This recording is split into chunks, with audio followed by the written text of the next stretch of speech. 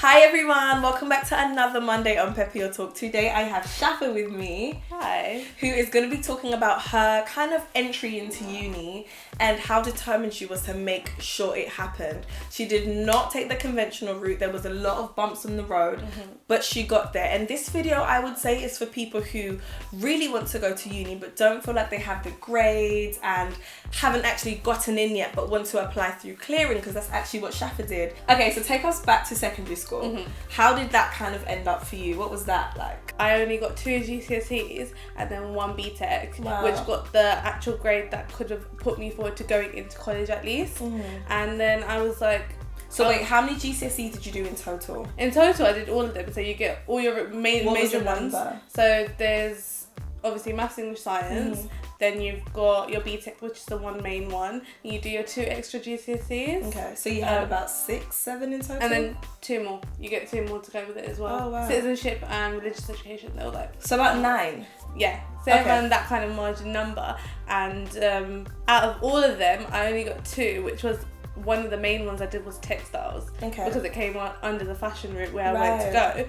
And then it was, the weirdest one was citizenship. I got my BTEC in performing arts because I was going to do photography originally. But then performing arts was the next route to go to. Okay. So you left school with 2 GCSEs and 1 BTEC. Yes. But you definitely still wanted to go to college. You didn't give up at that point. I didn't give up. I was literally at that point where I was eating a whole tub of Ben & Jerry's and crying. But at the end of the day, I just thought me going to me going to college at that point was to start building something up. Right. So instead of going to college for 2 years, you actually went for 3 years.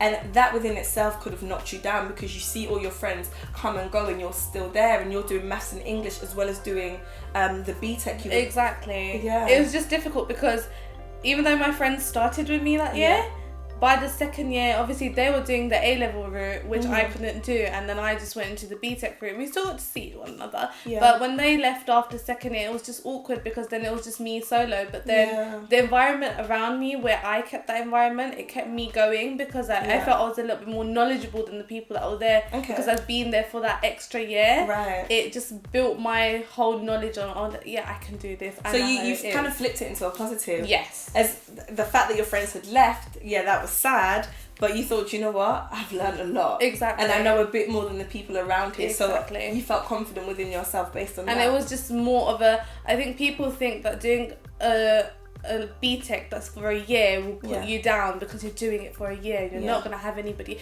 But it's actually a positive vibe because it's a self-reflection. I think if I had to do just A-levels and just get out, it wouldn't I wouldn't have that journey that I had that pushed me to go for that. So you what you're basically saying is that it made you who you are today. You are glad that you had to do a longer time in school. You're glad that you had to kind of go harder than other people because it's made you who you are and it's taught you to continue to fight. Exactly. Which is great. The slower you go, it doesn't matter. You feel like you're achieving so much from it. You're building yourself from it. Right. And then when you're actually going through that experience, you can feel it. You can feel, exactly. Yeah, that's actually a really good point. You could feel the change in yourself. You could actually feel yourself learning.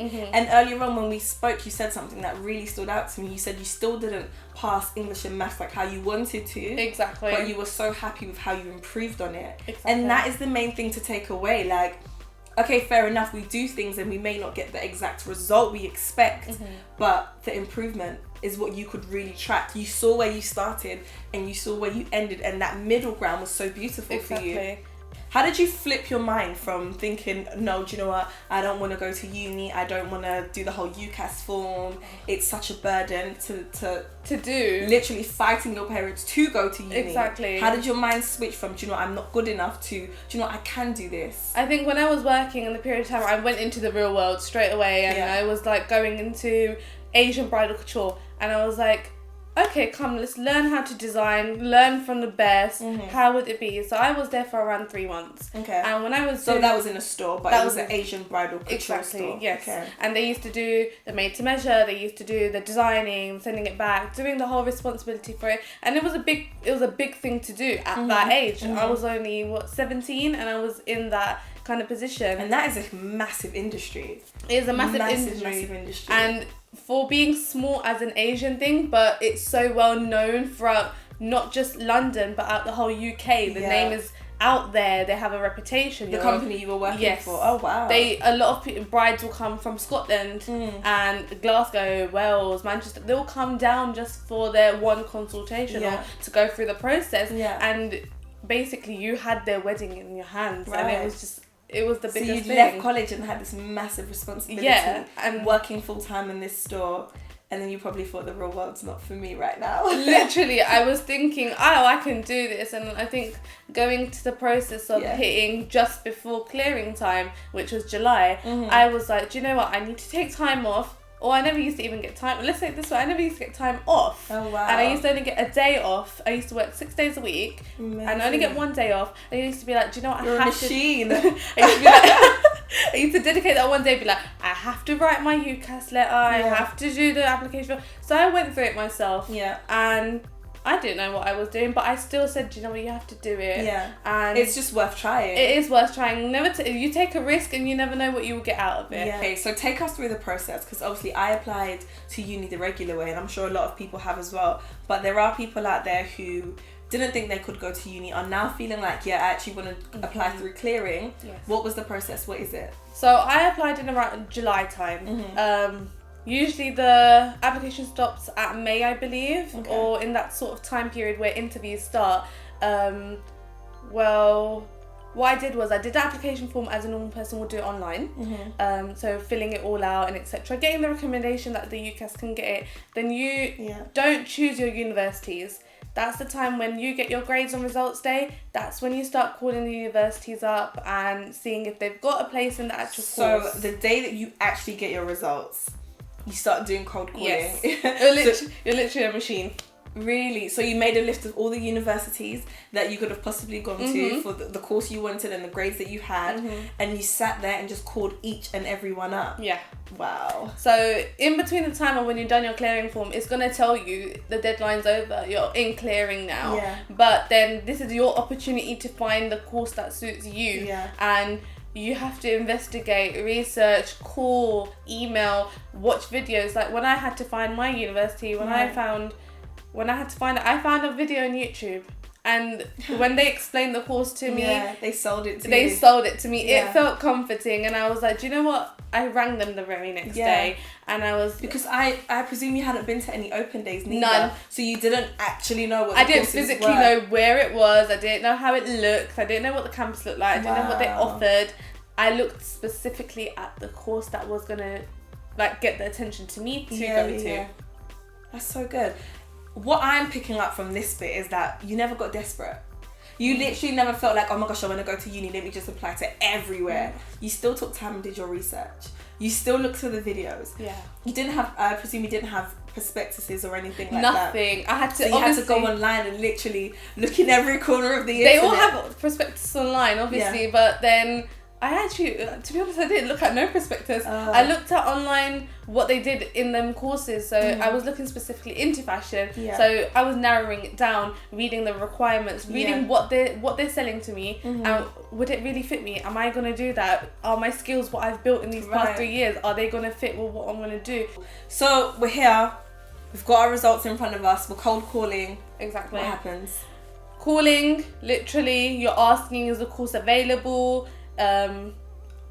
Is there any space for there? Yeah. Then they'll redirect you to the head of the course, and they will get your UCAS form. So you were speaking directly to the head of the courses? Directly. You'll speak to the service that they've provided, or they'll redirect you to the head of course, but that day will be manic. People are going to try contacting. Yeah. It's not just, what if you don't get the grade that you wanted? Yes, that you have to fix your UCAS form that day, or you have to call another course and see what your grade has come out as this point. It's going to go that point. So it's a muddle day. It's really pressurizing. I remember when I was standing in the line to get my actual certificate, because I already got my grade, so I was waiting for my certificate, and I was on the phone walking down there, and I was speaking to who was actually my course leader for university, and she was having such a serious conversation, and I was in all this noise, but I was just focusing on it, and she was giving such positivity to me. I was like, yes. And straight away I was just happy with it. You knew that was where you wanted to go. So that happened to be UCA. Yes. So you called up UCA, you were in this line, picking up your results on the phone, trying to get into this course. Exactly. But you got a really, really good reception from the course leader. So that kind of reassured you that that's where you wanted to go. Exactly. But that wasn't the case for the other uni, right? Yes. Because you had called up another uni as well. What happened with that one? The other university I rang straight away. I got through to them, which was quite lucky because one of the universities I rang, I couldn't get through to them at all. Okay. And they were asking me all the details and etc. Yeah. Then were like, what course are you looking for? So I said, oh yes, this is the course I'm looking for to What go was the into. course at the time? Fashion promotion. Okay. Again, but it was for a completely different university. And they were like, well, looking at your grades, it looks like we're not going to call you back. Wow.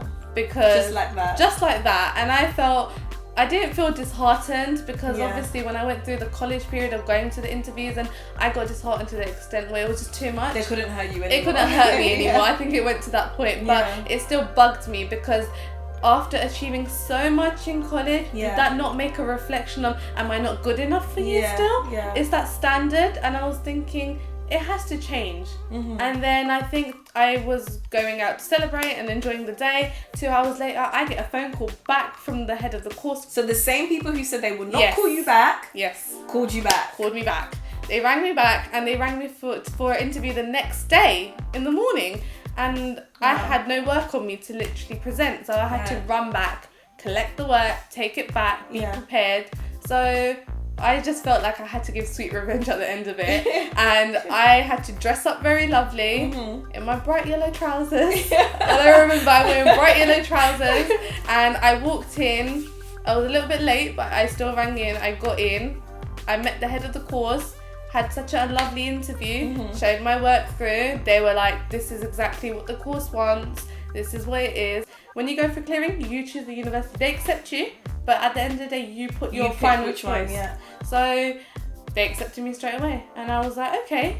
And I walked out laughing at the end of it, saying, I got it, but I'm not going to take it. Yeah, because you didn't like how they treated you, first of all. They judged you. Exactly. Which you can kind of understand because, yes, the university obviously wants the best students, Exactly. X, Y, and Z. But at the same time, they know that you're coming through clearing for a reason. Exactly. You know, it's because you haven't done the traditional way, which means something has gone wrong along the way. But they shouldn't have dismissed you like that. Exactly. And you made them eat their words. Well, I'm glad because at the end of the day, what if I did that easy route and just took it? What if I wouldn't have that journey that I had for the past 3 years in university? I wouldn't have that journey. It would have been completely different. It might have been something that I would have been disheartened to the extent I would have given up. But, and I've done all of this, and I think if I gave up, that would have been just really sad. Yeah, exactly. Oh wow, so well done. So you're just fresh off the back of graduation. You graduated about 2 weeks ago now. Yes. How does it feel when you look back, like literally 2 GCSEs and 1 BTEC, 3 years in college doing your level 2 and level 3? Level 2 and level 3.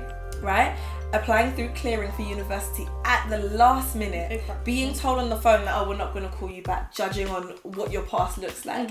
And then now you are a graduate. You have done 3 years at the same university I went to, so I know that it is a good uni. Yes. How do you feel? I feel overwhelmed because I never expected I will go through it. I thought, like I did mention before, I was saying how I was like, oh, university, you've got exams. I'm so ready to fail now.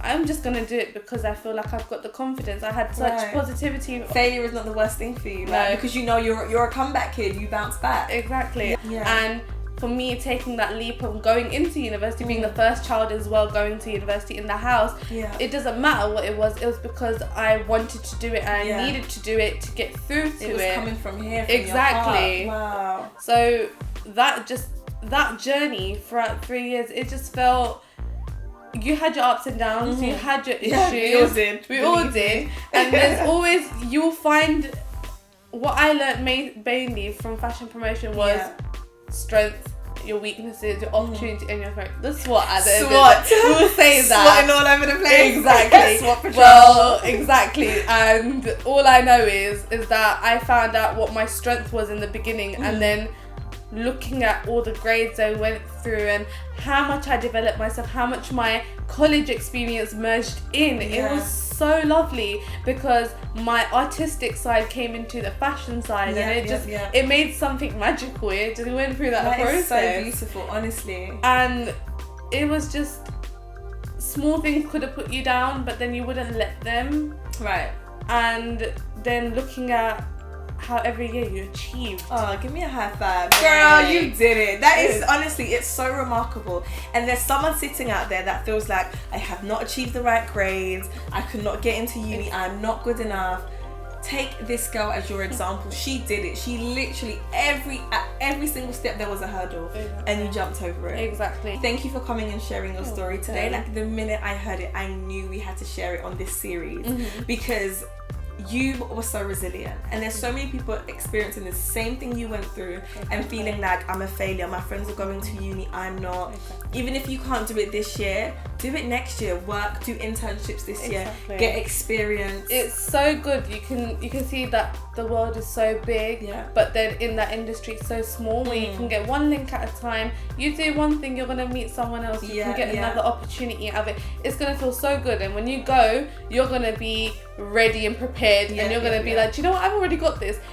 But thank you guys so much for tuning in today. Thank you, Shafa, for sharing your story. If you have any questions or you want any tips or a bit of advice from her, because she has gone through it firsthand, definitely email through to Pepp Your Talk and I will forward them along to her. But for now, it is bye. I will see you next Monday with another creative soul sharing their choice and their decision.